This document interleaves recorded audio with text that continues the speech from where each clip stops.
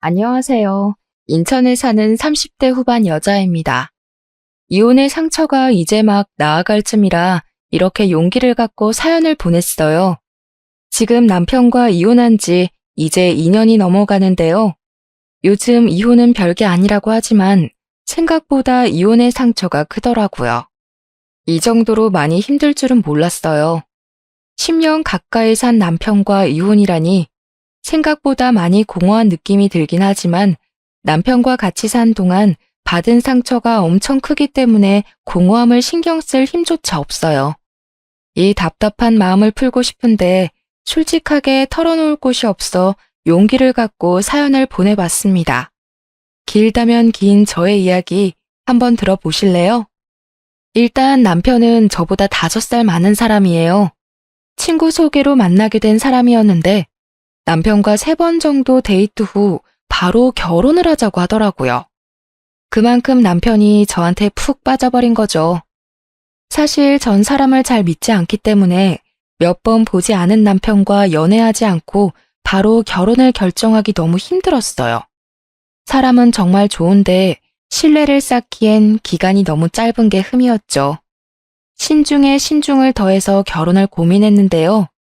다들 결혼을 하는 이유가 엄청 사랑해서일 수도 있지만 하필 결혼할 시기에 만난 사람이 이 사람이라 결혼을 결심한 부부도 많잖아요. 제가 딱 그런 경우였죠. 지금 이 사람을 놓치면 언제 또 결혼할 남자가 나타날까 이런 생각이 나더군요.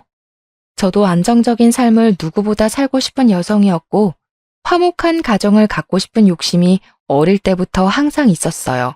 변명처럼 들리시겠지만 결혼에 대해 5개월 동안 신중하게 고민했답니다.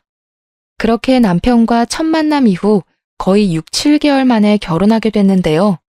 결혼을 준비하면 많이들 싸우고 파혼한다고 하는데 다행히 저희 부부는 싸우지 않고 무난하게 결혼 준비를 할 수 있었어요.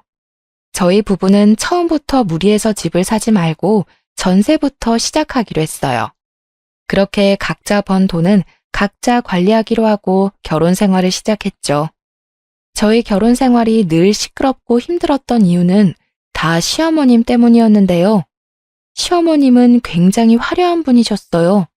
빨간색, 파란색 등등 머리가 항상 알록달록했고 옷 입는 스타일도 엄청 파격적이었어요. 나이 많으면 많을수록 가꾸고 살아야 한다는 마인드를 가진 분이라 가꾸는데 신경을 많이 쓰셨어요. 게다가 성격이 완전 외향적이라서 내향적인 제가 그런 시어머님의 성격을 따라가기가 어렵더라고요. 근데 그런 시어머님은 버는 돈에 비해 소비 습관이 너무 과했어요. 옷을 워낙 좋아하시는 분이라서 틈만 나면 쇼핑을 하시는 편인데요. 너무 과한 게 아닐까? 걱정이 들긴 했었지만 본인의 돈을 사용하는 거라서 크게 신경 쓰지 않았는데 언제 한번 일이 크게 터지게 됐는데요. 남편과 결혼한 지 1년이 넘었을 때 있었던 일이었는데요. 시어머님께서 이번에 아울렛에 가서 쇼핑하고 싶다고 하셔서 같이 가게 됐어요. 그래서 저희 부부와 함께 드라이브 겸 해서 같이 아울렛에 가게 됐었는데요. 저희 부부는 아울렛에서 10만 원 정도 사용한 반면 어머님께선 아울렛에서만 혼자 80만 원을 쓰신 거예요.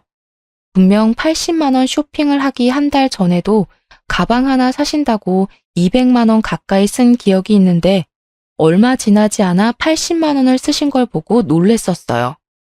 얼마나 모아둔 돈이 많으면 이렇게 쓰실까 속으로 생각하고 있었어요. 사실 어머님은 친구들한테 옷이나 가방 자랑하는 걸 굉장히 좋아하세요. 어머님 주변 친구들이 워낙 남편 잘 만나서 호화스럽게 사는 편이거든요. 그런 친구분들한테 뒤처지고 싶지 않아 무리해서 쇼핑을 하는 것도 있다고 하더라고요. 이런 이유로 시어머니가 참 사치벽이 심하다고 느꼈습니다. 근데 며칠 후 어머님이 저희 부부를 찾아오신 적이 있었는데요. 왜 갑자기 찾아오셨나 싶었는데 알고 보니 카드값 때문에 오신 거였더라고요. 얘들아, 이렇게 갑자기 찾아와서 정말 미안한데 돈 좀 빌려줄 수 있니? 요즘 돈 때문에 잠도 제대로 못 자고 있다. 네? 갑자기 돈은 왜요? 급하게 쓸 일이 있으신 거예요? 아니, 그게 사실 이번에 카드값이 너무 많이 나와서 말이야. 엄마, 이번에도 카드값 많이 나왔어? 이번에도 옷 사느라 카드값 많이 나온 거지. 도대체 얼마나 나왔길래 이렇게 갑자기 찾아와? 300만 원. 딱 한 번만 빌려주면 다음부터 이렇게 빌리는 일 없도록 할게. 지금 묵어둔 돈 해지하고 갚을 수 없어서 그래. 알고 보니 어머니 카드값만 무려 300만 원이 나왔어요. 엄청 큰 금액이라 엄청 황당하고 당황스러웠는데요. 어머님이 예금 따로 묵어둔 돈 말고는 당장 쓸 돈이 없다며 돈을 빌려달라고 하시더라고요. 결국 남편은 지난달에 받았던 보너스와 본인 용돈을 합쳐서 어머님 카드값을 대신 해결해 줬어요. 사실 이번 일 말고도 남편이 어머님이 사고친 일을 대신 해결한 적이 많았었는데요. 휴대폰 통신비까지 내지 못할 정도로 생활비를 탕진한 날이라면 남편이 핸드폰비를 내주거나 병원비가 많이 나온 날이라면 그때도 남편이 도와주기도 했었어요. 근데 그 정도는 아들로서 해줄 수 있는 일이라 크게 터치하지 않았어요. 부부라서 남편 돈이 계속 나가는 건 좀 신경 쓰이긴 했었지만 몇 천만 원씩 나가는 돈도 아니고 몇십만 원 선 안에서 해결될 일이라서 크게 터치하진 않았었답니다. 근데 이번엔 카드값이 300만 원이나 나왔다고 하길래 남편이 그 돈을 빌려준다고 할 때 썩 내키지가 않더라고요. 그리고 과연 어머님이 이 300만 원이란 이 큰 돈을 진짜 갚으실까 싶더라고요. 여보, 지난번에 어머님한테 300만 원 빌려줬잖아. 근데 그거 어머님이 갚으셨어? 그때 어머님 뵙고 나서 한 번도 연락이 없으셔서. 아니, 안 갚았는데. 아무리 빌려준 돈이라고 해도 엄마한테 그 돈을 어떻게 받겠어. 나이도 많은 양반인데 그 돈 갚을 능력도 안 되고. 그냥 안 받을 생각으로 준 돈이었어. 뭐? 아니, 그걸 왜 안 받을 생각으로 빌려줘. 30만 원도 아니고 300만 원인데 당연히 받아야지. 아무리 가까운 가족 사이라고 해도 돈 거래는 철저하게 해야 하는 거야. 이번 주 내로 어머님한테 300만 원 받아. 당신 도대체 왜 그래? 남도 아니고 엄마한테 300만 원쯤은 그냥 줄 수 있는 거잖아. 당신 돈 준 것도 아니고 내 돈 준 건데 왜 당신이 난리야? 뭐? 당신 말 그렇게밖에 못해? 나 당신 와이프야, 와이프. 아무리 우리가 돈 관리 각자 한다고 해도 우리 엄연히 부부야. 당신이 번 돈은 당신이 관리하는 거겠지만 우리가 각자 모아둔 돈은 나중에 우리가 늙었을 때 조금이나마 같이 편하게 살려고 준비하는 과정인 건데 이렇게 선 그으면 안 되지. 그럼 당신은 우리 엄마를 너무 남처럼 대하는 거 아니야? 당신 말대로 우리가 부부고 가족인 것처럼 우리 엄마도 우리 가족이야. 300만 원 정도는 한 번쯤 엄마한테 줄 수 있는 거라고는 생각 안 해봤어? 그 힘없는 우리 엄마한테 그렇게 돈을 받아내고 싶냐고. 힘 없다고? 그렇다면서 쇼핑을 3, 4시간씩이나 하셔? 어머님 한 달에 쇼핑값만 적어도 100만 원이 넘어. 당신도 알잖아, 어머님 집 상태. 방 3개 중에 2개가 다 옷방이야, 옷방. 그리고 나도 어머님한테 할 만큼 했어. 원래 어머님 단칸방에서 힘들게 산다고 해서 내 목돈으로 어머님 전셋집 해드렸어. 당신 그거 기억 안 나는 모양이야? 어머님께 잘한 사람을 굳이 따진다면 당신보다 나야, 알고나 말해. 사실 제가 결혼 전에 어머님 작은 전셋집 하나 해드렸습니다. 작은 단칸방에서 살고 계신다는 어머님을 보고 마음이 좋지 않았어요. 그래서 제 목돈 중 일부를 빼서 15평 정도 되는 전셋집으로 이사 갈 수 있게 도와드렸는데요. 남편은 그런 저의 공을 까먹었는지 본인이 어머님께 해드린 일만 생각하네요. 저의 말에 할 말을 잃은 남편은 결국 저한테 사과를 하더라고요. 그래서 남편은 결국 한 달에 50만 원씩 쪼개서 어머님께 돈을 돌려받았습니다. 남편은 본인이 그렇게 화낸 게 미안했는지 50만 원씩 받아낸 총 300만 원을 저에게 주더군요. 전 그 돈을 쓰지 않고 그대로 갖고 있었어요. 300만 원 일은 있고 남편과 해외여행을 다녀온 적이 있어요. 저희 부부는 신혼여행 이후로 제대로 된 여행을 다녀온 적이 없었기에 일주일 정도 동남아 여행을 가기로 했는데요. 처음엔 어머님과 같이 가려고 했었지만 남편이 먼저 이번엔 우리 둘만 가자고 하더군요. 저희 부부가 동남아 여행을 간다는 소식을 듣게 된 어머님은 면세점에서 선물 하나 사오라고 하셨어요. 그래서 여행을 즐기는 동안 어머님 선물 어떤 걸 사드릴까 고민하고 있었는데 때마침 면세점에 스카프가 있더라고요. 어머님이 평소 스카프를 자주 착용하셔서 10만 원대 스카프 하나 사기로 결정했어요. 여행을 다녀온 당일 어머님께 선물을 드리게 됐는데 어머님이 선물이 마음에 안 드는 눈치더라고요. 제가 사드린 스카프를 전혀 사용하지 않으셨고요. 그걸 받고 심드렁하더니 그 이후로 2주 넘게 삐져 있었어요. 어머님, 도대체 왜 그동안 저희 연락 안 받으셨어요? 연락 안 받을 수도 있지, 왜 그러니? 무슨 일 때문에 왔는데? 어머님이 하도 연락을 안 받으시니까 무슨 일 있는 줄 알고 직접 찾아왔어요. 그동안 무슨 일 있으셨어요? 그래, 이왕 이렇게 말 나온 김에 솔직하게 말할게. 너희 이번 여행 다녀왔을 때 내가 선물 하나 사오라고 했었지? 근데 어떻게 고작 스카프 하나 달랑 사올 수가 있니? 어머님 평소에 스카프 좋아하시니까 취향 생각해서 사온 거였어요. 스카프 마음에 안 드셨어요? 누가 요즘 면세점에서 스카프만 사니? 다른 집 며느리는 여행 다녀오면 시엄마 생각해서 명품백이나 비싼 화장품 세트 같은 거 사서 준다고 하던데 너는 고작 스카프만 사오니? 주변 친구들한테 창피해서 자랑도 못했어. 어머님이 충분히 서운하실 수 있는 부분이겠지만 저희 어머님 명품백 사드리려고 여행 간 거 아니었어요.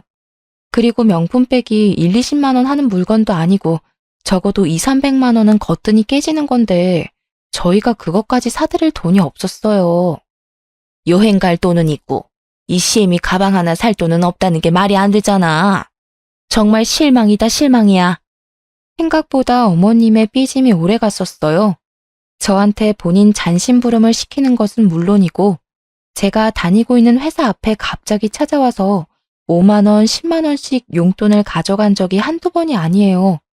말도 없이 회사 앞까지 찾아오실 분이 전혀 아니신데 이번 일로 복수라도 하고 싶은 것인지 수시로 그러시더라고요. 예전에 남편이 시어머님께 빌려준 300만 원을 저한테 준 적이 있었잖아요. 그 돈을 그동안 쓰지 않고 갖고 있었던 게 천만 다행이었어요. 그 돈으로 결국 어머님 명품 가방 하나 사드렸습니다. 아무리 남편이 저한테 준 돈이지만 그래도 남편한테 미리 말하고 가방 하나 사드렸어요. 남편은 고맙다고 절 안아주더라고요. 이런 철없는 시어머님 때문에 하루에 수십 번은 천국과 지옥을 오고 갈 때가 많아요. 저에게 가방을 선물 받은 어머님께선 동창 모임에 가서 가방 자랑을 엄청 했다고 들었어요. 우리 며느리가 사줬다면서요. 그래도 그 말을 들으니 기분은 좋았네요. 그런데 제가 이혼을 결정하게 된 큰 대형 사고가 터졌었는데요. 어머님께선 동네 아주머니 두세 분과 자주 놀러 다니는 편이셨어요. 주로 꽃구경을 가거나 함께 카페를 다니셨어요. 카페에서 3, 4시간씩 수다를 떨 정도로 가까운 사이 같더라고요. 그런데 언제부터 동네 아주버님들과 같이 나이트를 다니기 시작하셨어요. 아무리 흥이 넘치고 화려한 걸 좋아하신다고 해도 나이트를 다니시던 분들이 절대 아니었어요. 흥을 풀기 위해 노래방에서 한두 시간 노래 정도 부르는 정도였지 나이트에 가는 편은 아니었는데요. 나이트를 다닌다고 들었지만 전 크게 반대를 하지 않았어요. 아버님과 사별한 지 꽤 되셨기에 적적하시니까 다니는 거겠지 라고 대수롭지 않게 넘겼고 남편도 크게 반대하지는 않았어요. 처음엔 일주일에 한 번 정도 가시는 것 같더니만 어느 순간 일주일에 두세 번은 가는 것 같더라고요. 그래서 너무 다니는 거 아닌가 싶었는데 오히려 어머님은 나이트만 다녀오면 스트레스가 풀린다고 너무 좋아하셨어요. 나이트에 다니고 나서부터 쇼핑하는 횟수가 의외로 줄기도 해서 차라리 다행이다 싶었죠. 근데 언제 한번 어머님께서 연애를 한다고 말씀하셨었는데요.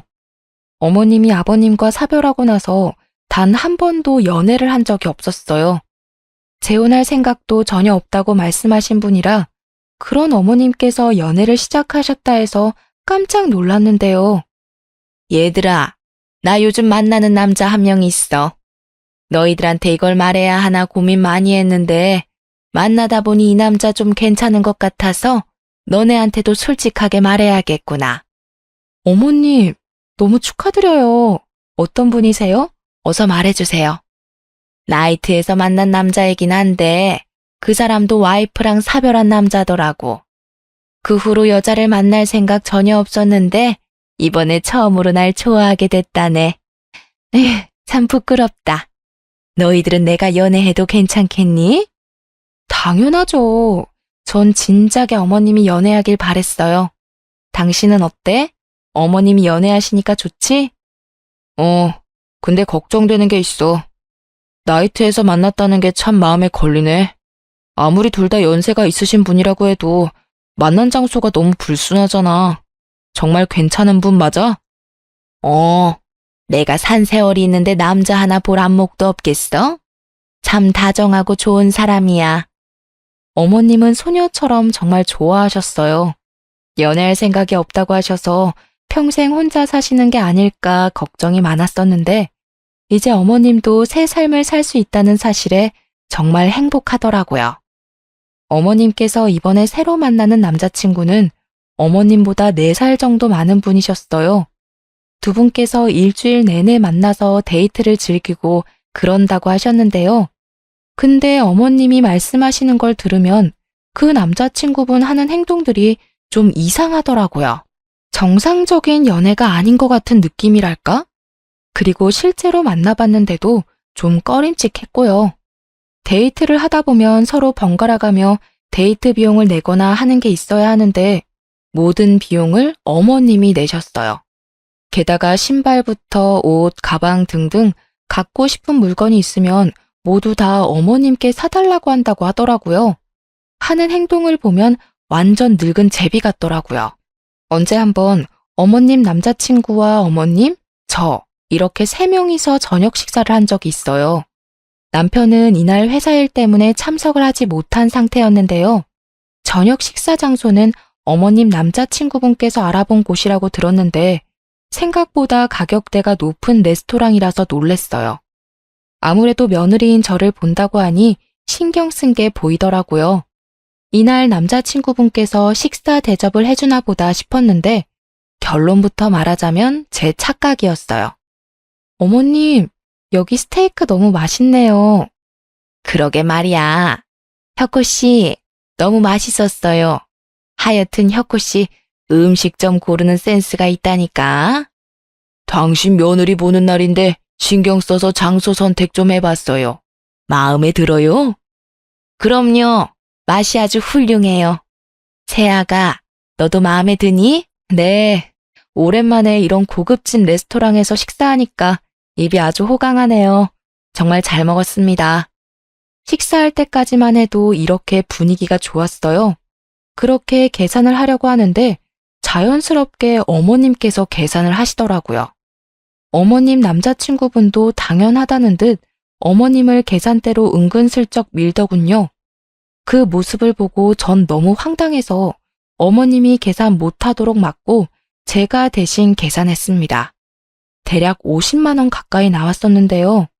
제가 어머님이 계산 못하도록 막고 대신 계산하니까 어머님과 남자친구분께서 몹시 당황해하는 눈치더라고요. 이제까지 어머님께서 남자친구분께 자주 선물을 해드리는 것 같아 도대체 어떤 분이길래 어머님께서 이렇게 쩔쩔매며 만날까 궁금했는데요. 그래서 이날 저녁 식사 자리를 마련한 거였어요. 실제로 남자친구분께서 어머님께 하는 행동을 보니 대충 짐작이 가더군요. 이 식사 내가 샀어야 하는데 며느님께서 계산을 벌써 하셨네. 그러네요. 아가, 왜 너가 계산했니? 이 저녁은 우리가 사야 했었는데. 전 이날 최대한 말을 아꼈어요. 이미 속에선 어머님이 너무 안쓰럽기도 하고 어머님이 왜 이런 대우를 받으면서 연애를 해야 하나 속상하더라고요. 그래서 일단 어머님 남자친구분을 서둘러 보낸 뒤 어머님과 근처 카페에서 이야기를 나누기로 했어요. 근데 남자친구분께서 집에 갈 때 쓸 택시비까지 가져가던 거 있죠? 완전 제비가 따로 없더라고요. 어머님, 저랑 둘만 있는 거니까 솔직하게 말하셔야 해요. 저분한테 약점 잡히거나 한 게 있으세요? 그게 무슨 말이야? 약점이라니. 어머님 남자친구 좀 이상한 것 같아요. 이번 식사 자리만 봐도 딱 보여요. 두 분이 진지하게 만나는 사이라면 보통 이 식사 자리 남자친구분께서 직접 계산을 하는 게 맞지 않나 싶어요. 저 연세에 돈이 없지 않으실 텐데 자연스럽게 어머님이 계산하도록 만드는 게 좀 이상한 것 같아요. 분명 이 레스토랑도 남자친구분께서 직접 알아봤다고 하지 않으셨어요? 그래서 당연히 그분께서 직접 계산할 것 같았는데 이 식당 1, 2만 원 하는 곳도 아니고 한 사람당 10만 원은 기본으로 드는 곳인데 여길 알아봐 놓고 돈을 안 낸다는 게 수상해서요. 아유, 누가 내는 게 뭐 어때서 그러니. 그리고 저 사람 여유 있는 사람도 아니야. 나는 지금 만나고 있는 남자 돈 때문에 만나는 게 아니라 마음이 착해서 만나는 거야. 그리고 이번 일 절대 영호한테 말하지 마라. 아들 녀석 이번 일 알면 난리 칠 게 분명해. 당연하죠. 전 그냥 걱정돼서요. 어머님이 그분한테 자주 선물하고 그러는 것 같기도 해서요. 아유, 우리 며느님 걱정도 많으시네. 너희들 걱정시킬 정도로 이것저것 사다 바치는 일 없을 테니까 쓸데없는 걱정은 하지 마렴. 과연 쓸데없는 걱정일까요? 차라리 제 착각이었으면 좋았을 텐데요. 어머님이 걱정하지 말라고 해서 한동안 모른 척 했어요. 꽤 오랜 시간 잘 만나길래 오히려 속으로 응원도 했네요. 근데 몇 달 뒤 어머님이 결국 일을 만드셨는데요. 어머님이 예전처럼 카드값이 다시 많이 나오게 됐다는 겁니다. 한동안 카드값이 많이 안 나오는 것 같아서 남자친구분께서 이제 더 이상 제비짓을 하지 않는다 생각했는데 다시 저희 어머님한테 이것저것 사달라고 한 것 같더라고요. 지난번에 쇼핑 때문에 카드값이 300만 원 정도 나왔다면 이번엔 카드값이 500만 원이나 나왔어요. 그 이유를 들어보니 남자친구한테 이것저것 사주는 것도 모자라서 이번에 무리해서 여행을 다녀왔다고 하더라고요. 역시 제가 의심한 그대로였어요. 카드 통지서를 들고 저희 부부집에 찾아와서 또 돈을 빌리려는 어머님을 보고 속이 답답하고 억장이 무너지더군요. 게다가 카드값 밀린 것도 모자라서 현재 핸드폰비와 보험비까지도 밀린 상태라 이 전부 다 해결해야 한다고 말씀하시는 어머님은 눈물을 글썽이더군요. 아니, 왜 본인이 내야 할 돈까지 내지 못하면서 그 할아버지한테 충성을 다하는지 이해가 안 가더라고요. 미안하다. 내가 새아가 너 얼굴 볼 면목이 없다. 이 나이 먹고 카드값 하나 해결 못하다니. 이번 한 번만 부탁한다. 어머님, 진짜 정신 좀 차리세요. 이게 도대체 몇 번째예요? 제가 분명 말씀드렸죠. 그 할아버지 조심하라고요. 근데 어머님이 그러셨잖아요. 걱정하지 않아도 좋다고. 근데 이게 무슨 짓이세요? 네? 화내지 말고 제발 한 번만 부탁할게. 어머님 앞으로 예금 하나 있으시죠? 그거 억지로 갖고 있지 말고 해지하세요. 그걸로 밀린 핸드폰비랑 보험비까지 정리하시면 되겠네요. 어머님께선 노년연금과 함께 우리 부부한테 조금씩 용돈을 받아서 생활하시는 분인데 무슨 생각으로 이렇게 감당하기 어려운 일을 벌이신 걸까 답답하기만 하더라고요. 젊은 남자와 만나서 호구당하는 것도 아니고 그 늙은 할아버지한테 간이고 쓸개고 다 내줄 것처럼 행동하는 어머님이 정말 이해가 안 되었죠. 어머님이 가지고 계신 예금 하나가 있는데 전 그 예금을 해지하라고 말했습니다. 근데 어머님께선 쭈뼛쭈뼛거리더니 충격적인 말 한마디를 하셨어요. 그 돈, 그 사람한테 있어. 네?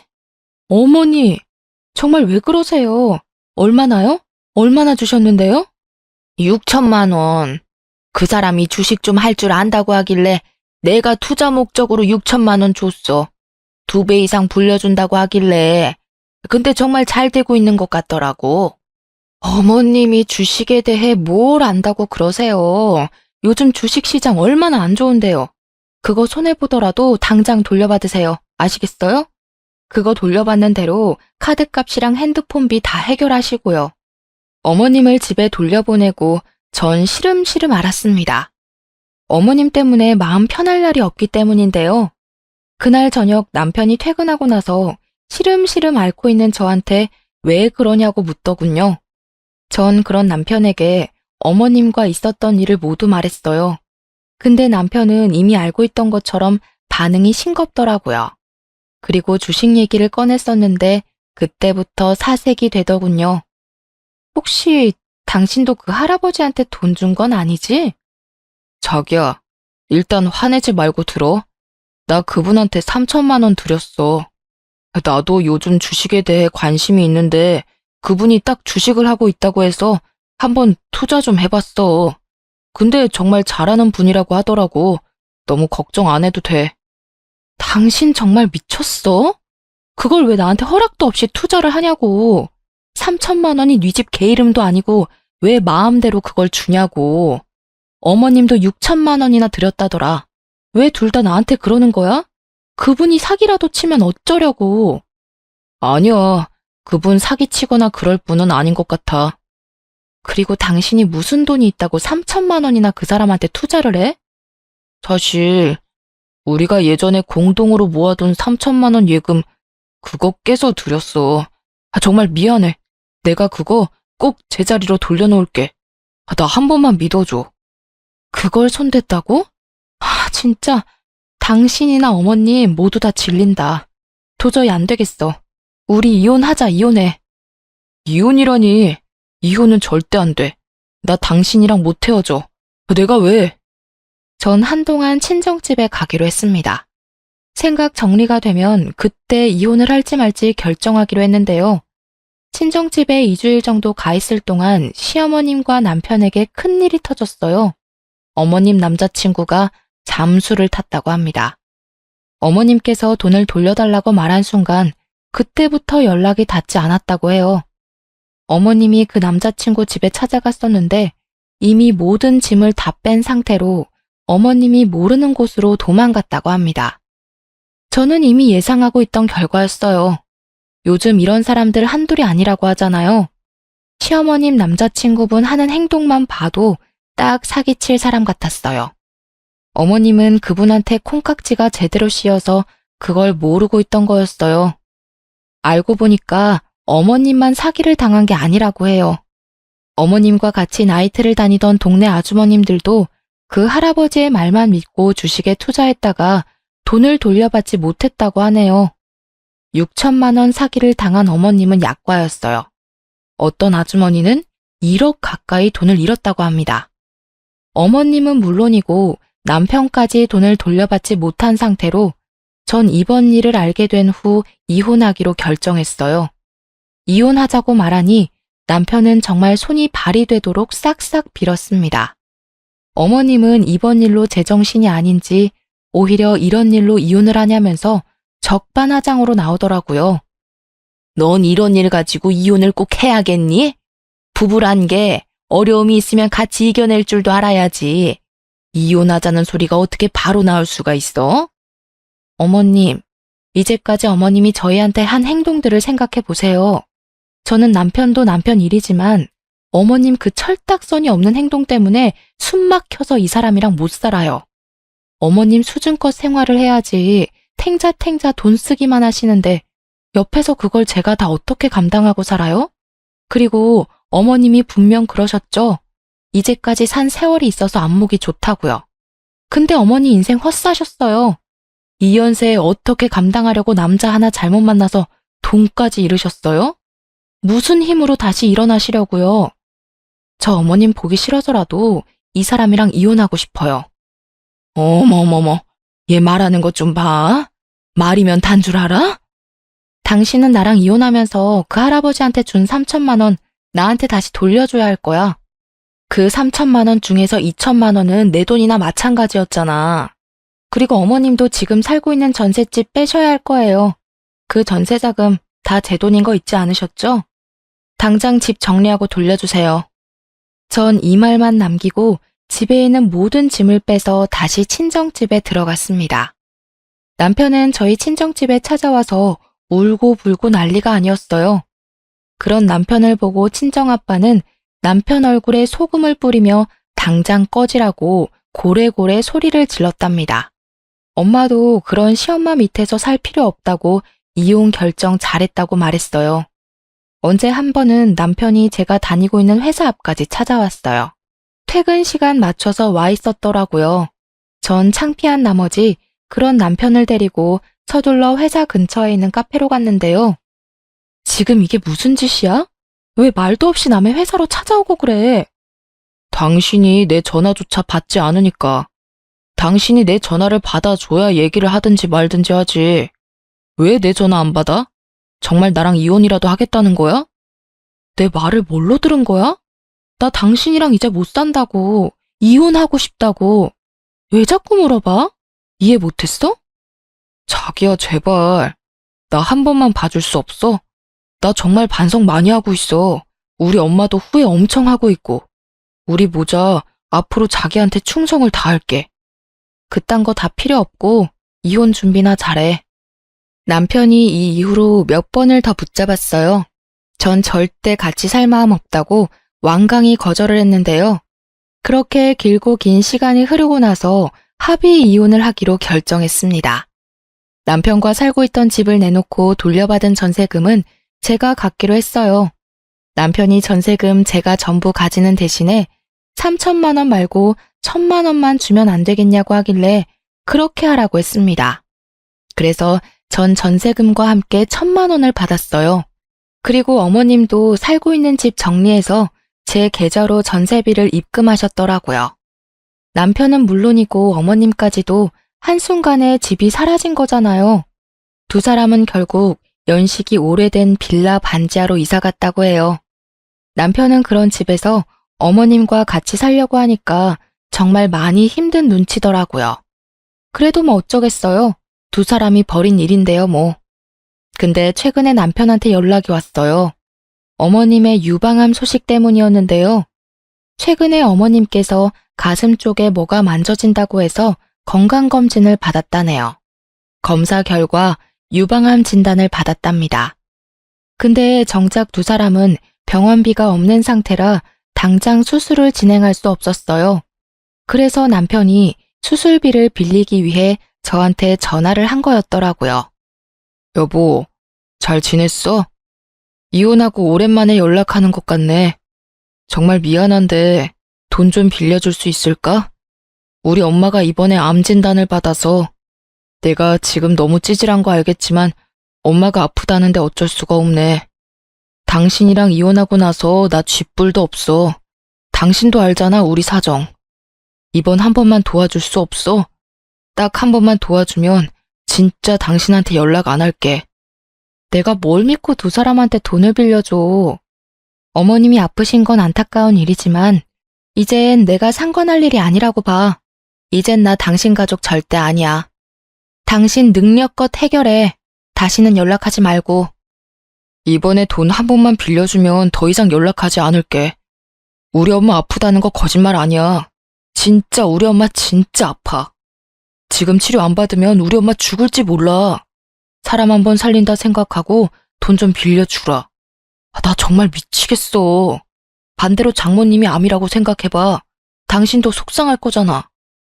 내 입장 딱 한 번만 생각해줘. 우리 이제까지 산 정을 봐서라도 딱 한 번만. 나 당신이랑 이제까지 산 정 하나도 없어. 이미 당신한테 있던 정 다 떨어졌어. 그리고 어머님이 아프든 말든 나 속상할 거 하나도 없고 이제 완전 남의 일이야, 남의 일. 당신이 대출을 받든 콩팥을 팔든 어떻게든 알아서 해결해. 나한테 돈 빌릴 생각하지 말고. 전 단호하게 남편의 부탁을 거절했어요. 처음엔 어머님이 아프다는 말에 조금은 고민이 되긴 했었어요. 하지만 그걸 제가 책임질 필요는 없잖아요? 이젠 제 가족도 아닌 사람한테 돈과 시간, 마음을 쓰고 싶지 않았어요. 남편과 연락한 그날 저녁에 시어머님께서 직접 저희 친정집에 찾아왔더라고요. 제가 남편의 부탁을 거절한 걸 알고 급한 마음에 저희 친정집에 찾아온 거래요. 아니, 그래도 그렇지. 여기가 어디라고 찾아오나 싶더라고요. 참 어려운 사이인데 말이에요. 어머님의 모습을 보니 정말 아픈 사람이 맞긴 한 것 같더라고요. 예전엔 어머님이 약간 통통하신 편이었는데 살이 많이 빠지셨더라고요. 사돈, 정말 오랜만이네요. 미애, 너도 잘 지내고 있었니? 이렇게 갑자기 찾아오게 돼서 미안하다. 너도 알겠지만 내가 지금 몸이 많이 안 좋아. 아까 아들이 너한테 전화 한번 했다고 하던데. 근데 너가 거절했다고 들어서 병원비가 당장 필요한데 돈 빌릴 곳이 전혀 없어서 말이야. 사돈도 많이 당황스러우시죠? 제가 꼴 보기가 싫겠지만 사돈만 괜찮으시다면 병원비 좀 빌려주실 수 있나요? 제가 빨리 치료받지 않으면 곧 죽을지 몰라서 그래요. 여기가 어디라고 찾아오세요? 아무리 아픈 사람이라고 해도 그렇지 돈 빌릴 곳이 그렇게 없습니까? 우리 딸이 당신들 때문에 얼마나 고생했는데 죽을 거면 우리한테 알리지 말고 조용히 죽어요. 당신네들이 어떻게 살든 죽든 우린 알고 싶지 않으니까. 맞아요. 저 어머님 때문에 트라우마까지 생길 것 같아요. 여기가 어디라고 이렇게 찾아올 생각을 다 하셨어요? 멀쩡한 아들 두고 왜 저희한테 찾아와서 이러시냐고요. 앞으로 저한테 이런 일로 찾아오는 일 없었으면 좋겠어요. 얼마나 인생 헛살았으면 돈 빌릴 사람 한 명도 없냐고요. 저 이제 어머님 며느리 아닙니다. 다른 사람 알아보세요. 저 더 이상 어머님이랑 얽히고 싶지 않아요. 두 모녀가 독하긴 진짜 독하구나. 아이고, 언제부터 날 그렇게 챙겼다고 트라우마 이런 말을 입에 올리냐? 사돈은 딸 교육을 어떻게 시키셨나요? 딸년이나 애미나 똑같네, 똑같아. 뭐? 딸년? 아픈 년이 못하는 말이 없네. 당신은 아들 새끼 얼마나 잘 키웠길래 그래? 쥐뿔도 없는 년이 입 달렸다고 말 함부로 하네. 죽을 고비 앞두고 있으니까 눈에 뵈는 게 없는 거야? 당신이 뒤지든 말든 우리가 상관할 바 아니니까 당장 꺼지라고. 불쌍한 척은 다 하던 시어머니가 한순간에 독한 마녀처럼 비아냥거리기 시작하더라고요. 아픈 사람이 맞나 싶을 정도로 굉장히 못된 사람처럼 보였는데요. 조금이나마 빌려줄 마음이 있었는데 비아냥거리는 어머님의 모습을 보고 그 마음이 싹 사라지게 됐습니다. 자칫 어머님의 연기에 넘어갈 뻔했네요. 사람이 연기를 저렇게 잘할 수 있을까요? 그런 시어머니의 모습을 보고 화가 난 우리 친정엄마는 화분에 넣어두려 펼쳐놓은 흙을 시어머니 면상에 뿌리면서 내쫓았습니다. 눈에 흙이 들어갔는지 서둘러 도망가셨고요. 이날 화가 너무 난 나머지 전 남편한테 따졌습니다. 아무리 돈이 급해도 그렇지 친정집까지 찾아오게 만드냐면서요. 남편은 어머님이 저희 친정집에 찾아온 걸 모르고 있던 눈치였어요. 어머님이 왜 구걸까지 하게 만드냐 물었더니 남편이 회사를 그만뒀기 때문이래요. 남편이 솔직하게 말하더군요. 본인이 명예퇴직을 당해서 돈을 구할 데가 없기 때문이었어요. 명예퇴직을 당했다니? 그게 무슨 말이야? 사실 내가 당신이랑 이혼하고 나서 너무 힘들었거든. 그래서 술 마시는 일이 많았었는데 언제 한번 술 먹고 부장한테 전화해서 술주정 좀 했거든. 그게 정확히 기억은 안 나는데 내가 해서는 안 되는 말이랑 행동을 했었나 봐. 그게 문제가 돼서 나더러 회사에서 퇴직하라고 하더라고. 남편이랑 같이 다니는 회사 동기들 말을 들어보면 남편이 부장한테 음담패설은 기본으로 하고 게다가 이제까지 회사 내에서 해왔던 부장의 행동 하나하나 모두 지적했다고 해요.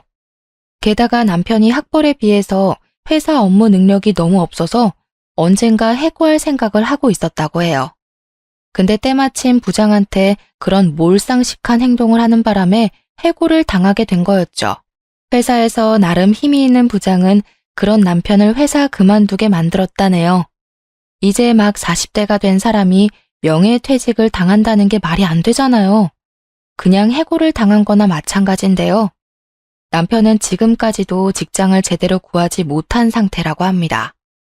저와 이혼한 것도 있지만 동시에 해고까지 당하게 돼서 그 충격에 매일매일 술을 마시고 있다고 해요.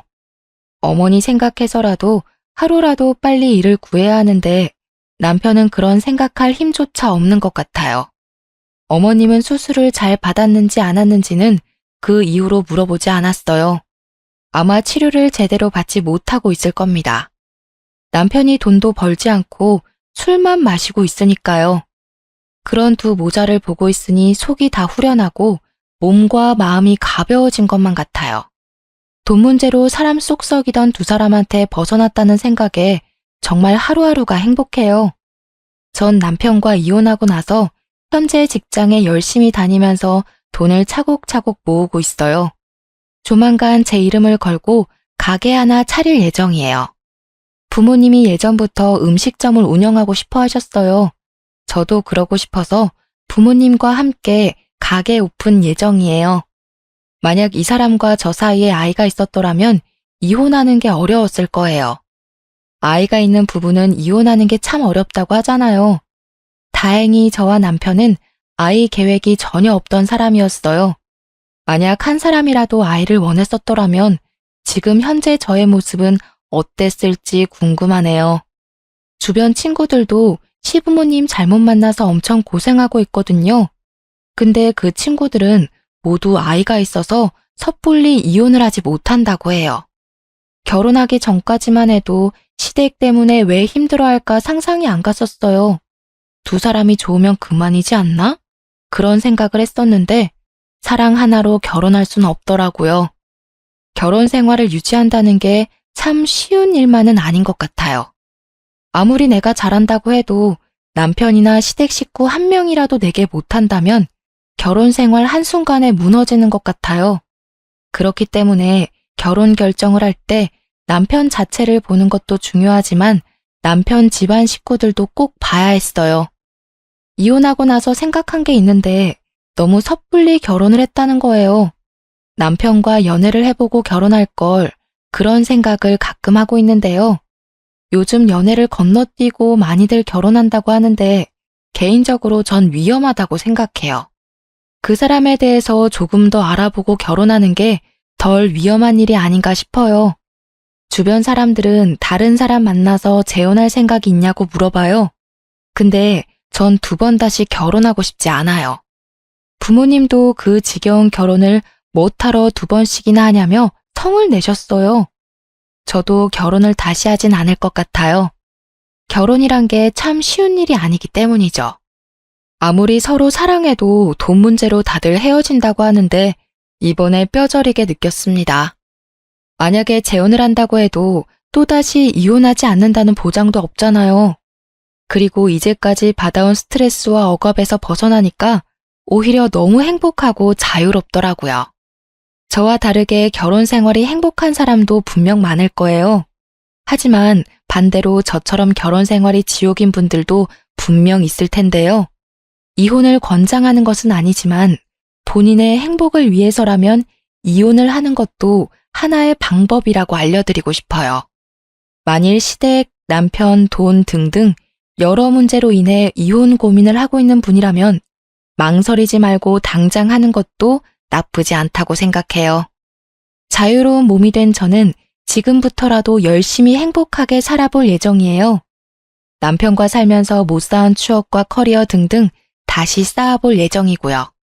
지금껏 답답하고 길고 긴 저의 이야기를 들어주셔서 감사합니다.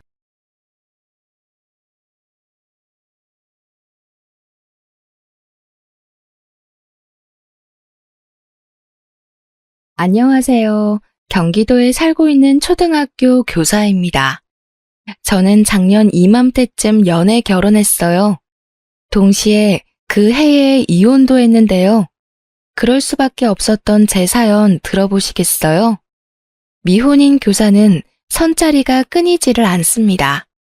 사귀던 남자친구랑 헤어지기라도 하면요. 주변에서 귀신같이 알고 소개의 자리를 내밀어요. 근데 저는 친구에서 연인으로 발전하는 게 좋거든요. 그래서 선이랑 소개팅은 내키지 않아 다 거절했습니다. 만나봤자 잘 안 될 거 알았거든요. 그러다 고등학교 동창회에서 남편을 만났어요. 예전보다 키도 훨씬 커지고 얼굴도 엄청 잘생겨졌더라고요. 동창회에 온 친구들 대부분 남편을 의식하고 있었어요. 그런데 남편은 제 옆자리에 와서 말을 걸더라고요. 안녕, 너 교사 됐다며? 축하해. 안녕. 날 기억해? 그럼 기억하지. 내가 너 좋아했었거든. 알고 보니 남편은 고등학생 때 혼자 저를 좋아했대요. 그렇게 서로 끌린 저희는 2년간 불같은 연애를 했습니다.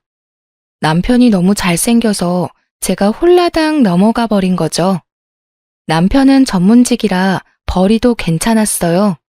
우연인지 취미랑 성향도 비슷했습니다. 적어도 연애 때는 그랬던 것 같아요.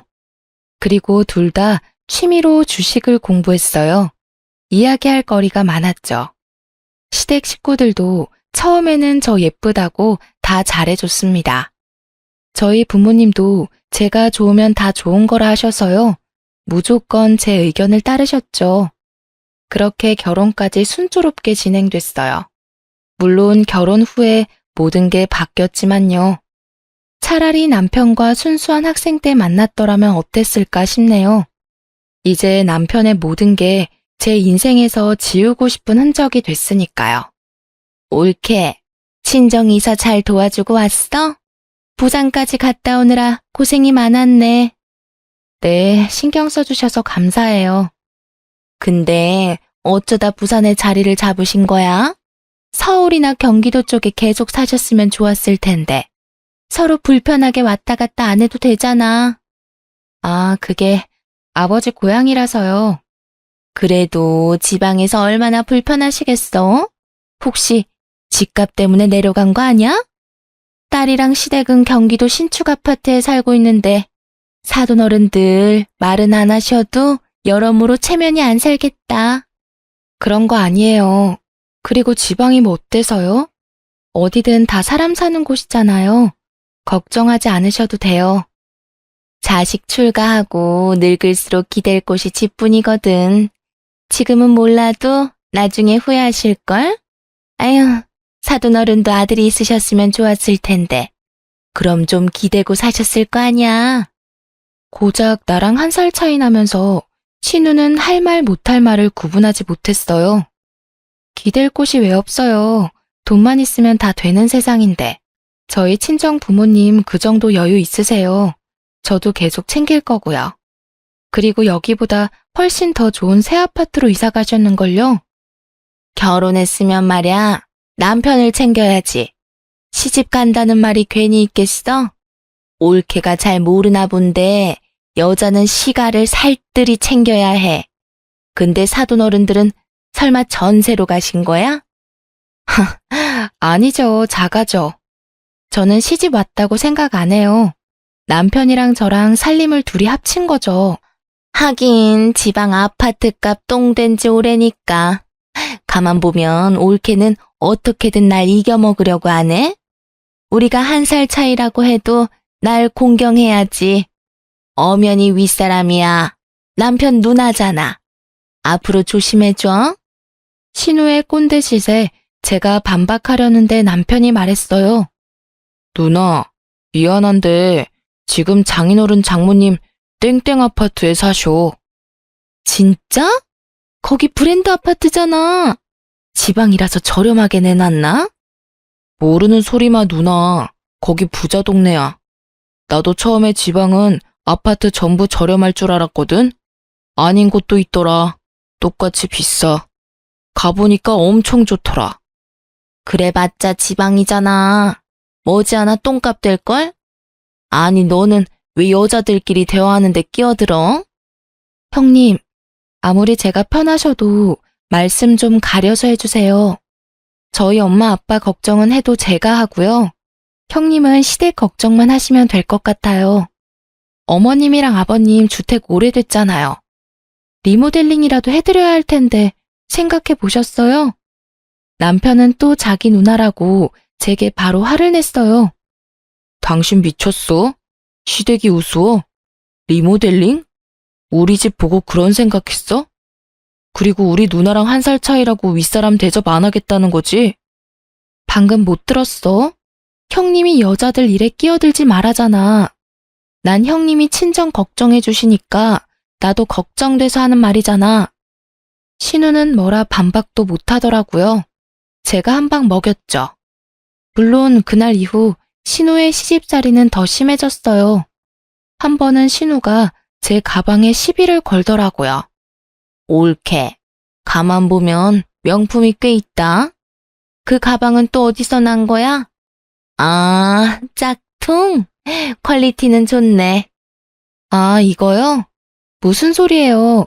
당연히 백화점에서 샀죠. 백화점에서 샀다고? 쥐꼬리만한 월급으로 어떻게 산 거야? 야, 너가 사줬냐? 남편은 한심하게 코를 후비며 말했습니다.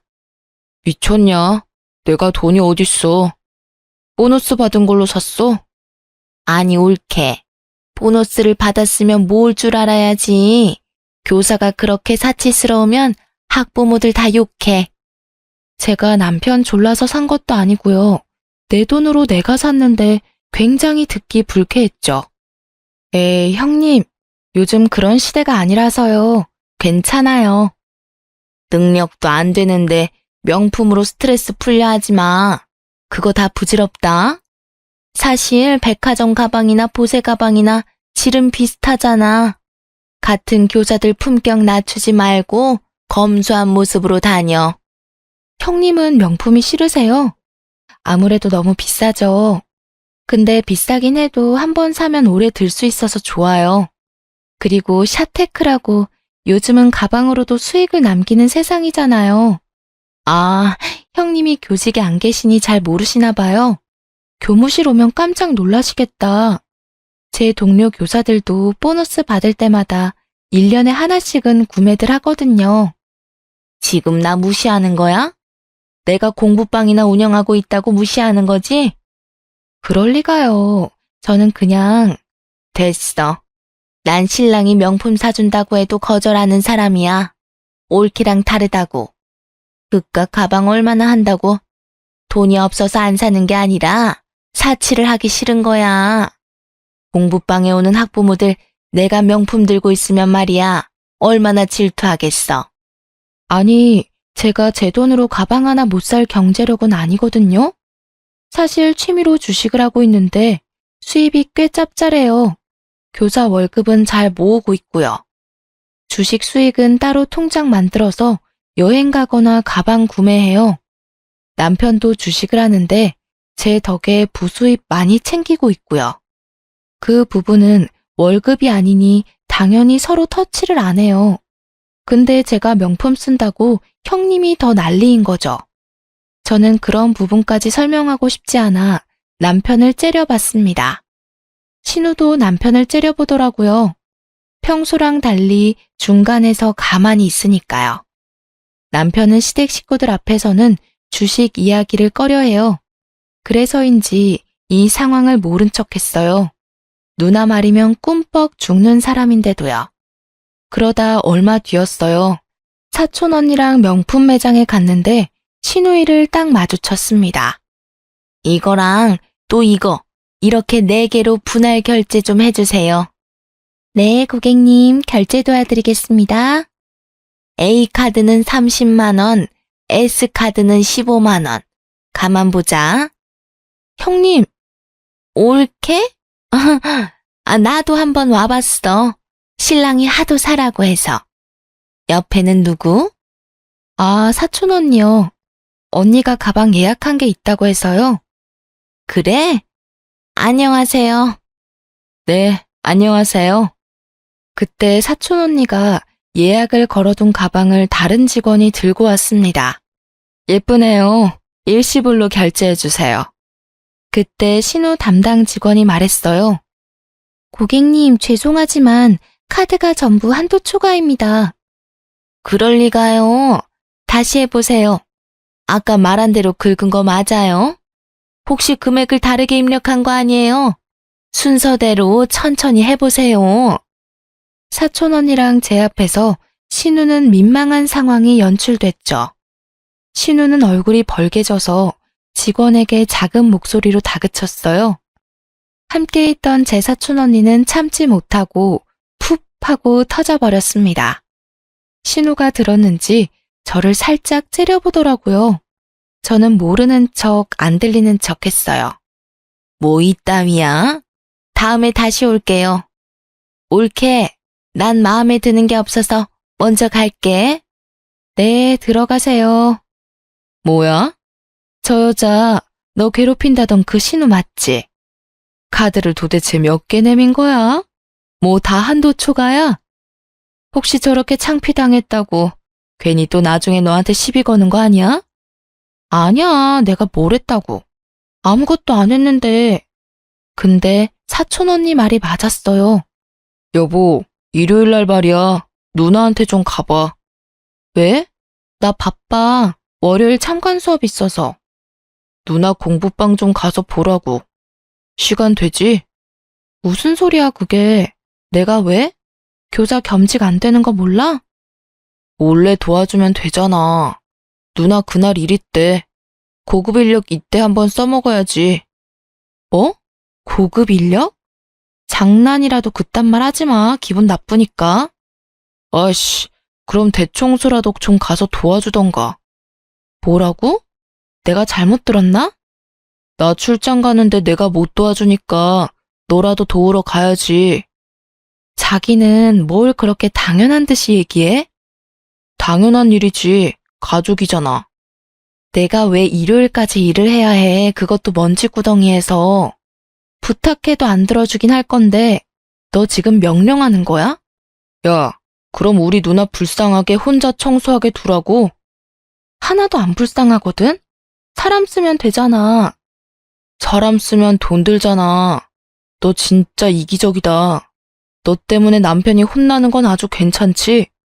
우리 누나 뒤끝 엄청 심하단 말이야. 명품 매장에서 우리 누나 비웃었다며. 그거 가지고도 날 얼마나 잡은 줄 알아? 네가 돈 써서 일하는 사람 보내.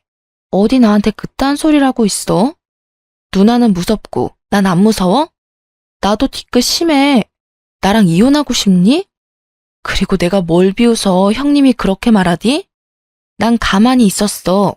오히려 민망하실까봐 모르는 척했고. 알고 보니 신우는 명품백 사건 때문에 제게 앙심을 품은 듯 했어요. 아마 저를 골탕 먹이려고 남편을 닥달했나 봐요. 이혼이라는 말에 남편은 또 깨갱하더군요. 그 나이 먹고 누나가 무서워? 가만 보면 자기 진짜 웃겨. 누나 앞에서 찍소리 못하고. 됐다. 내가 대신 못 간다 말할게. 남편은 옆에서 안 된다고 말렸지만 저는 곧장 신우에게 전화를 걸었죠. 형님, 저 못 가요. 남편도 출장 가고요. 앞으로도 그런 부탁은 못 들어드려요. 서로 불편한 일 없었으면 좋겠어요. 다짜고짜 전화해서 뭐 하는 거야? 통화 예절 안 배웠어? 옳게 나한테 그딴 식으로 해도 돼? 보자 하니까 내가 우스워? 형님이야말로 제가 우스우세요? 아시잖아요. 교사 겸직 안 되는 거. 근데 저보고 공부방 애들을 가르치라고요? 무슨 경우인가요? 그깟 교사 뭐 그렇게 대단하다고. 가르치는 일 다 똑같아. 나나 너나 똑같은 거라고. 네가 뭐 그렇게 잘났는데? 반말하지 말아주세요. 지금은 많이 흥분하신 것 같네요. 끊을게요. 끊어봐 어디? 시집살이 제대로 당하게 해줄 테니까. 네? 끊어보라고. 저는 그냥 전화를 끊었어요. 신우는 대놓고 시집살이를 예고했지만요. 지금까지 한 건 시집살이가 아닌가 싶었죠. 아버지, 생신 축하드려요. 고맙다. 근데 네 안사람은? 거의 다 왔대요. 오늘 학교에 일이 있었나 봐요. 아버님, 어머님, 저 왔어요. 왔냐? 나름 급하게 뛰어왔지만 시아버지께서는 시큰둥하게 인사를 하셨어요. 이런 날에는 꼭 아니 너는 예뻐할래도 예뻐할 수가 없다. 일찍 오면 좀 좋니? 너 기다리느라 음식 다 식었어. 에이, 방금 식사 시작하시려고 한 거 아니에요? 어머니 너무 그러지 마세요. 저 엄청 달려왔어요. 아직 음식도 다 따끈따끈한데요. 우와, 전부 다 맛있어 보여요. 냄새도 좋고요. 역시 어머니 솜씨. 안 먹어봐도 벌써 배불러요. 어머니 진짜 고생하셨겠어요. 제가 많이 무뚝뚝해요. 그래도 나름 애교 가득한 목소리를 냈어요. 시어머니를 달래보려고요. 그런 저를 보고 시어머니는 못마땅한지 혀를 차셨어요. 저는 민망해서 얼른 남편 옆에 앉았어요. 남편도 귓속말로 한마디 하더라고요. 일찍 또 온다. 그것도 빈손으로. 일부러 늦은 것도 아닌데 너무 서운했죠. 하지만 최대한 밝게 저는 시아버지께 인사했어요. 아버님, 생신 너무 축하드려요. 옳게. 너무 빈손으로 축하드리는 거 아니야? 저 안 그래도 가방에서 봉투를 꺼내려는 그때였어요. 제게 시모가 밥 공기를 내밀었어요. 많이 먹어라. 딱 보기에도 누렇고 오래된 밥이었습니다. 분명 비꼬는 말투였어요. 신우가 킥킥 웃는 소리도 들렸고요. 저는 말없이 숟가락으로 밥을 두드렸어요. 저만 빼고 시끌벅적한 식사 자리였어요. 누구 하나 제게 시선을 안 주더군요. 바로 옆에 남편은 어느새 밥을 한 공기 뚝딱 비웠어요.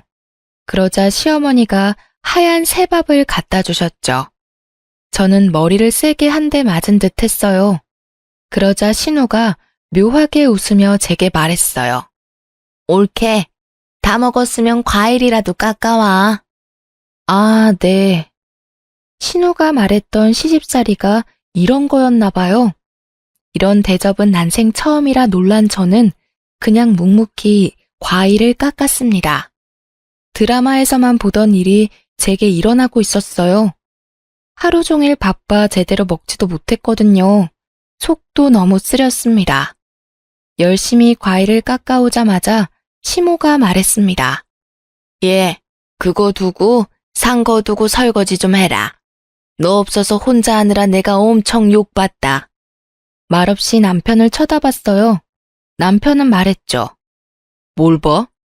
저는 쌓여있는 설거지를 하면서 생각도 정리했습니다. 그들만 가족이고요. 철저하게 저는 객식구였어요. 이 상황에 제가 어떤 행동을 해야 할지 고민했습니다. 옳게, 설거지를 뭐 그렇게 오래 해? 손이 너무 느리다. 그렇게 굼떠서야 학교에서 애들은 제대로 가르치니? 그러게 말이다. 야물딱진 네가 교사를 했어야 하는데 하늘도 무심하시지. 엄마, 또 그 소리다. 내가 하기 싫어서 그만둔 거잖아. 신우는 옛날에 임용고시를 준비했습니다. 만약 붙었다면 저와 같은 교사였겠죠. 남편 말로는 계속 시험에 떨어졌대요. 그래서 공부방을 차린 거죠. 저는 빨리 집으로 돌아가고 싶었어요. 이 사람들이 저를 어디까지 모욕하나 싶었죠. 근데 옳게, 진짜 선물은 없어? 왜 빈손이야? 그 순간 나가있던 정신이 번쩍 드는 거예요. 남편이 준비했어요. 내가? 무슨 소리야? 분명 당신이. 자기가 준비했잖아. 며느리가 아니라 아들이 준비하는 게 맞잖아요. 시부는 이 상황이 언짢은지 방으로 들어가셨어요. 아니 얘, 웃긴다. 결혼했으면 네가 준비해야지 왜 남편한테 밀어? 두 분 여행 보내드릴 거예요. 남편이요. 야, 그게 뭔 소리야, 상의도 없이.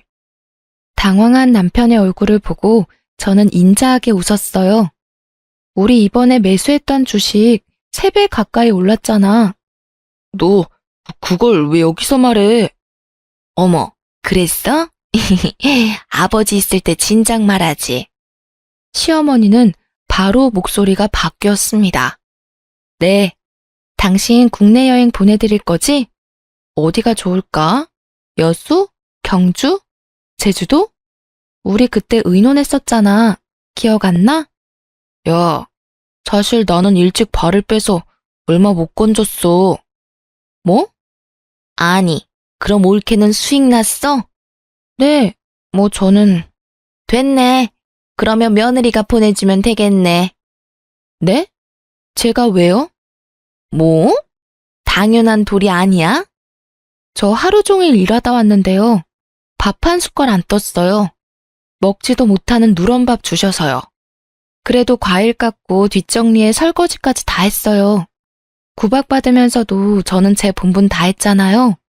근데 여행까지 보내드려야 돼요? 저한테 너무 많은 걸 바라시는 것 같아요. 제가 광기 어린 눈으로 말하자 시모가 주춤하더라고요. 야, 너 말 가려서 해? 남편은 험악한 얼굴로 저를 밀쳤습니다. 어딜 손대? 저는 남편 팔을 잡고 비틀었어요. 제가 어렸을 때 유도를 좀 했거든요. 놔라고. 아프다고. 어머님, 이 사람 손버릇이 안 좋네요. 시모는 표정이 싹 바뀌며 말했죠. 아이고, 어쩐담? 내가 어제 퍼놓은 밥을 헷갈렸나 보네. 얘야, 말을 하지 그랬어. 내가 요새 자꾸 이런다. 서운했지?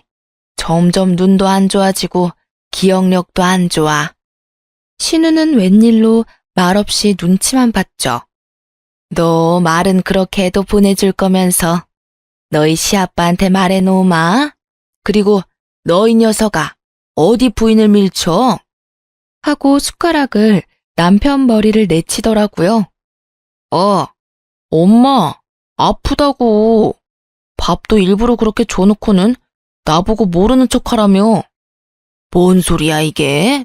더 맞을래? 더 맞아야 정신 차릴래? 시모는 숟가락으로 계속 남편의 머리를 때렸어요. 생각 좀 해볼게요. 저는 뻔뻔한 시모에게 퉁명스럽게 대답했어요. 여보가 여행 경비 낼 거지? 응? 우리 엄마 한 번 삐지면 오래 삐진단 말이야. 왜 그런 말을 괜히 해가지고. 200만 원이면 돼? 어우, 충분하지.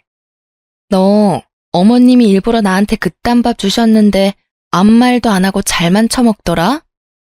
야, 그래도 처먹는다가 뭐야. 내가 거기서 끼어들잖아? 상황 더 악화되는 거야. 그래서 모르는 척 한 거지. 너도 참. 다른 음식도 많았잖아. 다른 거 먹으면 되는걸. 밥상머리에서 그러고 있냐? 이혼해. 뭐? 너 고작 밥 하나 때문에 이혼하자고? 싫어? 그럼 내 말대로 앞으로 할 거야? 뭐 내가 어떻게 할까? 한 번만 더 나 그런 취급 받게 하잖아? 진짜 바로 이혼이야. 나 진지하게 말하는 거야. 네가 그러고도 남편이야? 됐고, 나 배고파서 싸울 힘도 없으니까 그냥 건드리지 마. 그리고 이번 휴가 당신이랑 가기로 했던 거 취소야. 나 엄마랑 휴양지 갈 거야. 내가 결혼하고 처음 만난 시아버지 생일이니까 200은 줄게. 선심 쓰는 거야. 뭐? 휴양지? 설마 넌 장모님이랑 해외여행 가고 우리 집은 국내 여행 보내주게? 200만 원? 장난하냐? 차별해? 공평하게 양가 어른 다 해외로 보내드려야지. 너 뭐가 그렇게 억울해? 차별? 우리 부모님이 널 구박 한 번 한 적 있니? 사위 온다고 상다리 부서져라 차리고 침구까지 새로 사서 세탁해 놓는 분들이야. 근데 시댁 식구들은 도대체 날 어떻게 생각한대? 한두 번도 아니고 날 뭐같이 취급하잖아. 난 내가 대접받은 대로 베푸는 거야. 자기네 식구들이 먼저 나 차별했어. 나도 똑같이 해야지 않겠어? 더 할 말 있어? 이혼 서류 도장 찍어서 들고 오면 얼마든지 들어줄게. 너 진짜. 당신 200도 필요 없구나? 아니야. 200만 원 주면 너무 고맙지. 그치? 알았으면 앞으로 나한테 잘해. 그렇게 남편과는 상황이 정리됐어요. 근데 신우가 또 전화와서 성질을 긁더라고요. 옳게. 훈이한테 들었어. 친정은 해외여행, 시댁은 국내 여행이라 훈이가 뭐라 했다며? 걔가 철이 없어, 그치? 걱정 마. 옳게 대신 내가 대신 한마디 했어. 근데 옳게. 요즘 물가도 많이 올랐는데 200만 원은 너무 작다. 통이 왜 이렇게 작아? 명품도 턱턱 잘 사면서. 아니 여행 가면 내가 우리 남편이랑 부모님 케어해야 하잖아. 올케는 보나마나 같이 안 갈 거고. 우리 가족들까지 하면 한 400만 원 정도가 적당하지 않겠어? 형님, 무슨 소리예요? 제가 왜 형님네 식구들까지 여행을 보내드려요? 저 부자 아니에요. 어머님 100만 원, 그리고 아버님 100만 원 쳐서 드린 거고요. 형님 식구들 여행은 따로 가셔야죠. 그리고 만약 200만 원보다 돈이 더 들면요. 당연히 제가 아니라 남편이랑 형님이 부담하셔야죠. 뭐? 진짜 쪼잔하게 구네. 말 다 했어? 너 진짜 시댁 우습게 본다. 더 이상 말씀하시면 어머님께 전화해서 없던 일로 할게요. 정말 옳게는 말이야. 사람이 정이라는 게 없어. 알아? 네, 감사해요. 다행히 돈 앞에서는 아무도 저를 건들지 않더라고요. 200 주고 한동안 몸과 마음이 편안해졌습니다. 더 이상 남편도 군말 안 하고요. 하지만 남편과 시댁의 무개념은 그게 끝이 아니었습니다. 저희 아버지는 오랫동안 교직 생활을 하셨어요. 저는 가르침도 주식도 다 아빠께 배웠죠. 결혼을 해서도 하나뿐인 외동딸 사랑이 끔찍하셨어요. 결혼 전에 아빠는 제게 카드 한 장을 내미셨어요. 딸, 자, 비상용 카드. 에? 아빠, 이런 거 필요 없어. 안 받으면 아빠 너무 서운할 것 같아. 내가 오히려 아빠 드려야지. 결혼식 비용도 아빠가 다 보태줬잖아.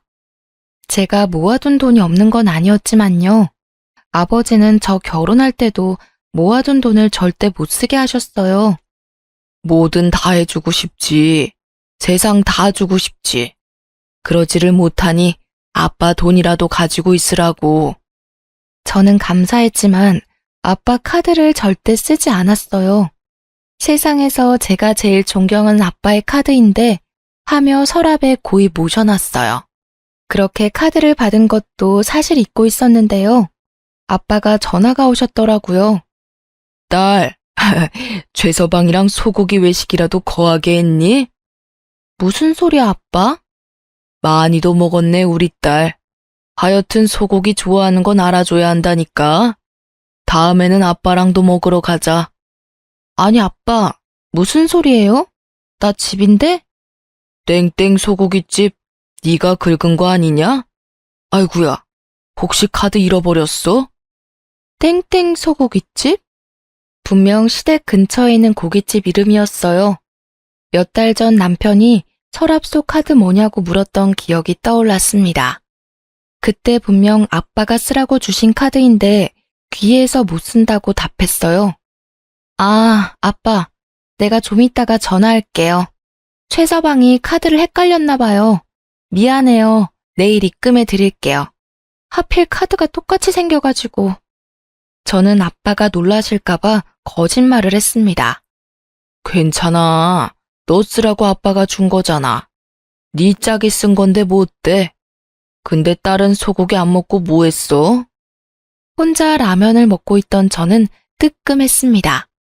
아, 그게 나도 가려고 했는데 갑자기 일이 생겼었거든요. 아빠, 아무튼 내가 내일 다시 전화할게요. 그래. 뭔 일 없지? 없죠. 들어가세요. 저는 속이 부글거렸어요. 곧장 남편에게 전화했는데 안 받더라고요. 서랍을 열어보니 당연히 카드는 없었어요. 당신 회식이라며? 왜? 안 취했네? 조금 마셨어. 소고기 냄새도 난다. 오늘 간만에 기름칠했어. 그래? 70 정도 나왔겠네? 어떻게 알았어? 제 살벌한 눈빛을 보고 남편은 바로 실토했어요. 회식 아니고 누나 생일이라서 소고기 먹고 싶다는데 남동생이 그것도 계산 못하면 없어 보이잖아. 입금해. 응? 카드 쓴 만큼 당장 입금하라고. 언제 빼갔니? 너 그거 절도야. 네가 뭔데 우리 아빠 카드를 마음대로 써? 저는 이성을 잃고 남편에게 달려들었습니다. 그러자 남편도 몸을 들이대며 적반하장으로 굴었어요. 70만 원이나 써놓고 미안하다는 말 하나 없었고요. 야, 절도? 절도라고 했냐? 부부끼리 무슨 절도야. 시댁에 돈 쓰는 게 그렇게 아까워? 경찰 불러? 당장 신고할까? 아, 부부끼리라서 죄가 성립 안 될까? 이걸 확 민사로 소송을 때려야지. 그러자 남편은 바로 꼬리를 내리고 말했어요. 아니, 누나랑 엄마한테 말했더니 시댁에 돈 쓰는 건 여유로운 너네 집이 이해해 줄 거라 했어. 난 네가 이렇게 화낼 줄 몰랐다고. 뭐? 놀랍게도 철없는 남편의 단독 행동이 아니었어요. 신우이랑 시모가 시킨 짓이었죠. 오늘 말고 그동안 쓴 내역 있으면 지금 바로 말해. 아빠한테 물어봐서 확인하기 전에. 아, 없어. 처음이야. 그래? 처음이라고? 나 친정 가서 카드 내역서 다 확인해 볼 거야. 아이, 뭘 또 그렇게까지 하냐. 진짜 사실 나 점심 먹는데 쬐금만 썼어. 이성의 끈이 딱 끊어지더라고요. 오만정이 다 떨어졌어요. 저는 학교 급식을 먹잖아요. 아빠는 남편의 점심값이라는 걸 짐작하셨겠죠. 알면서도 별말 안 하시고 속으로 뭐라고 생각하셨겠어요? 이혼을 결심하고 남편의 짐을 캐리어에 다 쌌어요. 문 앞에 두고 비번도 바꿨죠. 퇴근하고 온 남편은 밖에서 문 열어달라고 계속 문을 두드렸어요. 저는 시댁으로 꺼지라고 말했죠. 신혼집이 원래 제가 살던 아파트라서 제 명의거든요. 정신 못 차리고 소고기 값은 계산 안 했는지 점심값만 입금했더라고요. 점심값도 그 금액이 맞는지 알 수 없었죠. 그때 친정엄마께 전화가 왔어요. 너 아빠 내일 생신인데 알고 있니? 아, 어떡해 엄마. 하도 정신이 없어서. 으이그, 깜빡했지? 그래서 엄마가 미리 비행기 예약해놨어. 너 보고 싶다고 아빠가 요새 계속 말했거든.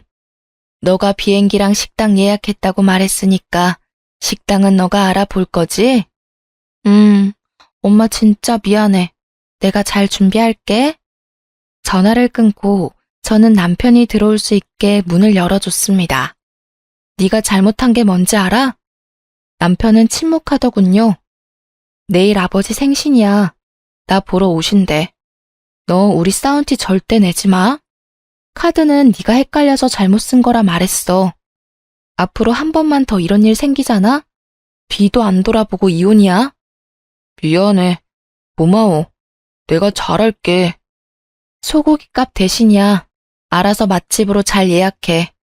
당연하지. 장인어른 입맛은 내가 잘 알잖아. 마지막으로 주는 기회였어요. 그런데 남편이 데리고 간 곳은 허름한 기사식당이었습니다.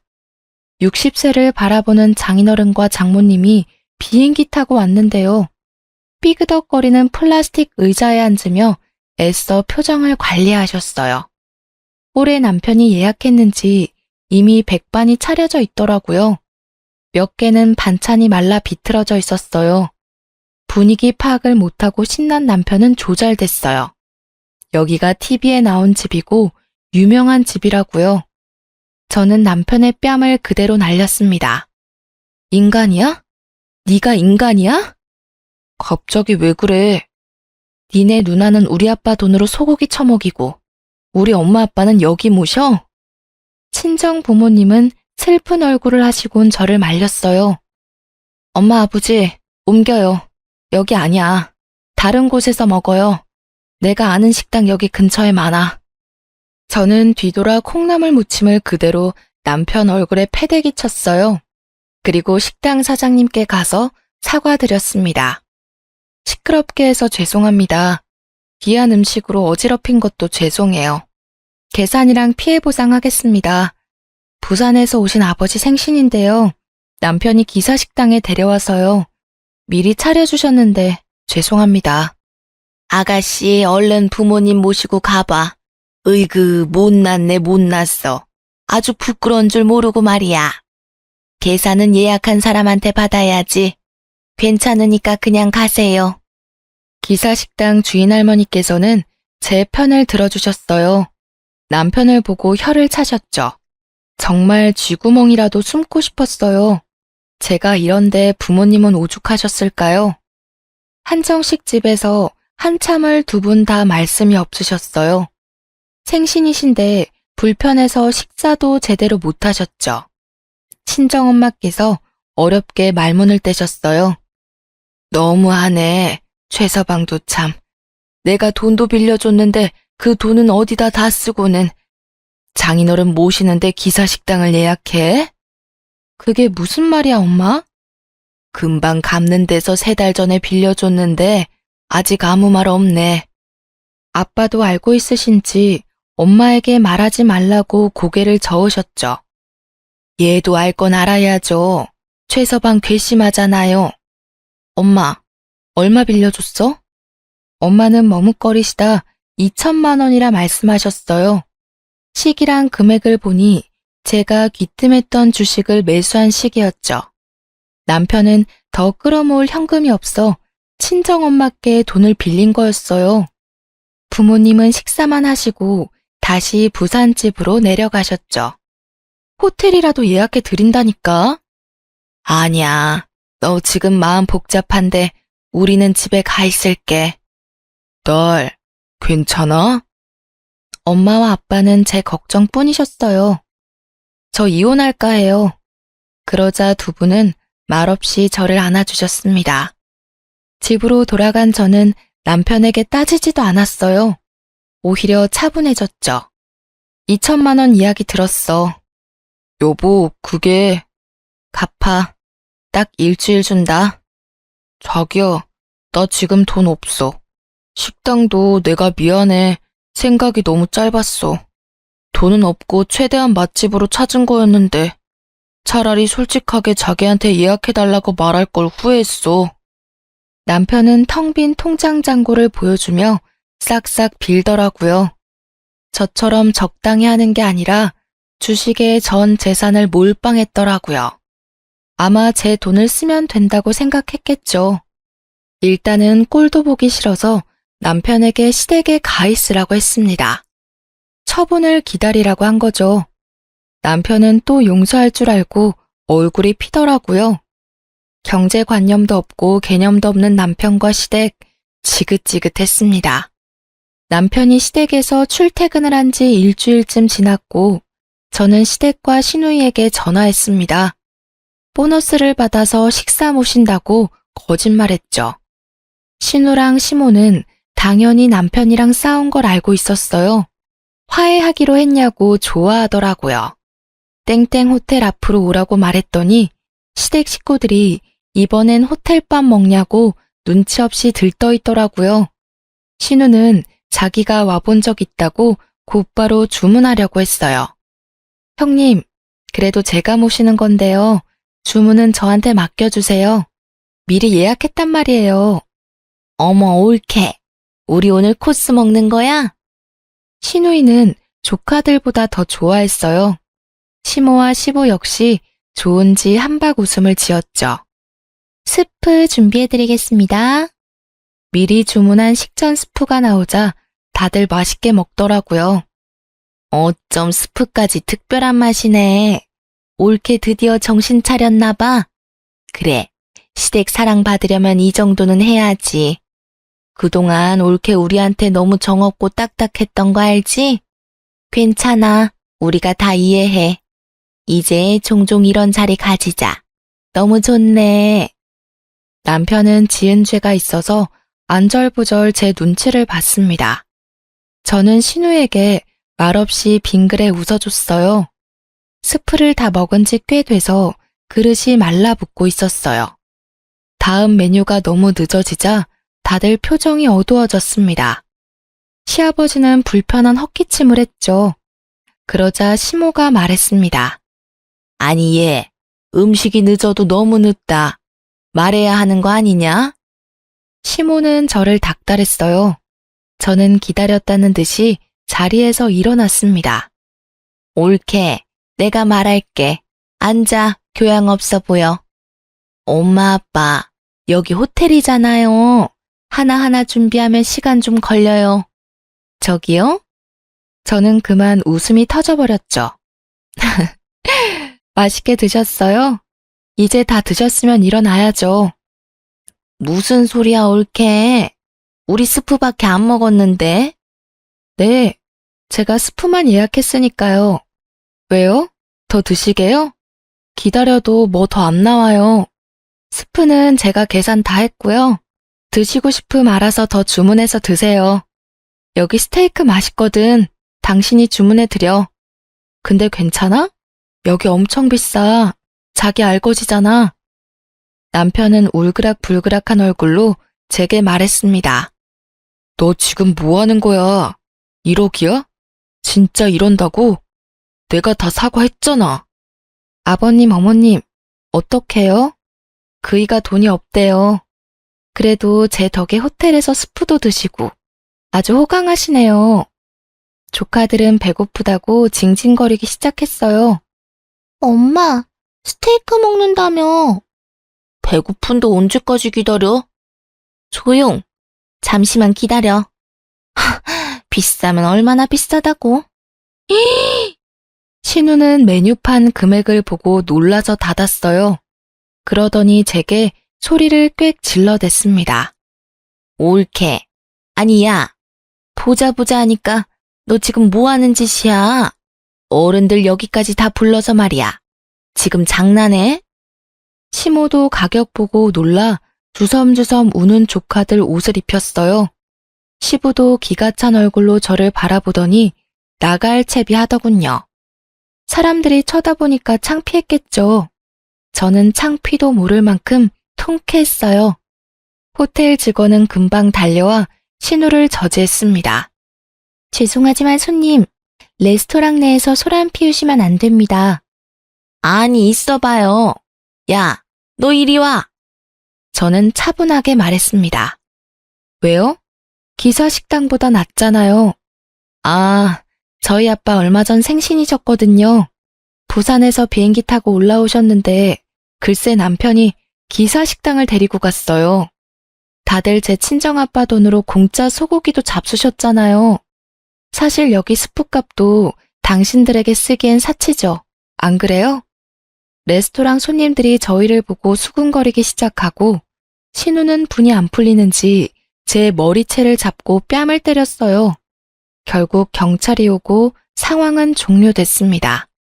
네, 그렇게 제 복수는 짧고 굵게 끝났어요. 똑같이 머리채를 잡고 싶었지만 참고 우아하게 복수했어요. 고소장을 보내고 며칠 뒤 시모가 전화와서 싹싹 빌더라고요. 아유 며느라, 마음 넓은 네가 이해해라. 이 나라의 한 교사잖니. 이런 일에 너도 엮여서 얼마나 힘들겠니? 내가 미안하다. 내가 무릎 꿇고 빌면 용서해 주겠니? 형님한테 직접 전화하라고 하세요. 저는 냉정하게 말하고 끊었죠. 시누이는 계속 연락이 없었어요. 피해자 조사받을 때 합의도 없고 취하도 안 해줄 거라 말했죠. 그제서야 신우는 절 찾아와 쉽게 무릎 꿇더라고요. 미안해 올케. 내가 진짜 잠시 정신이 나갔어. 우리를 그렇게 챙겨줬는데 정말 미안해. 고소 취하해주면 안 될까? 에이, 조카들도 좀 생각해줘. 그 와중에 같이 온 남편은 너 이혼하면 교사 이미지 안 좋다고 한마디 했죠. 그러자 신우는 망설임 없이 남편의 뒤통수를 갈겼어요. 네가 문제야, 네가. 내가 뭘? 날 왜 때려? 사이 좋은 남매 꼴 보니 너무 즐겁더라고요. 우리 엄마한테 빌린 2천만 원도 안 갚잖아? 그럼 너도 곧 고소할 거야. 형님은 좀 생각해 볼게요. 고마워, 올케. 내가 정말 하라는 거 다 할게. 일단 이 사람한테 이혼 도장부터 받아주시면 돼요.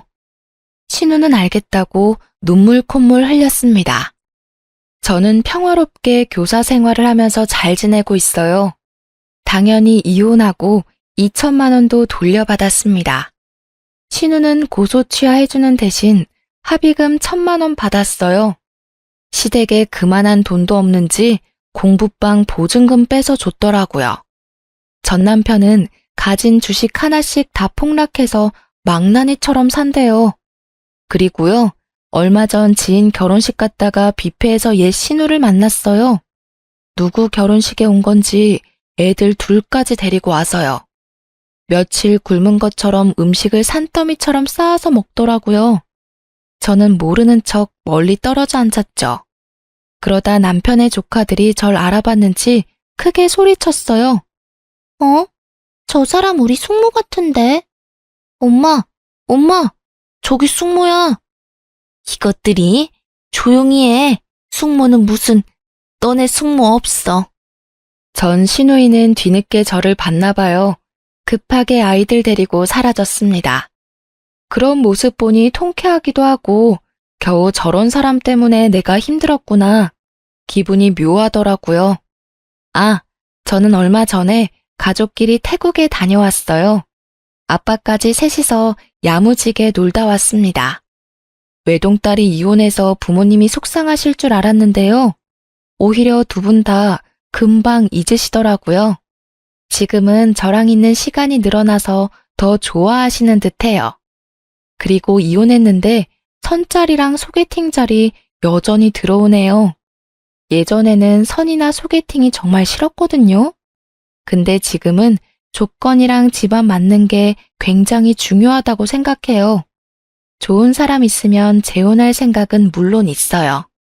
대신 외모를 따지기보다 마음과 인성을 천천히 알아가려고요. 당분간은 솔로 생활 즐길 거예요. 제 긴 사연 같이 들어주셔서 감사합니다.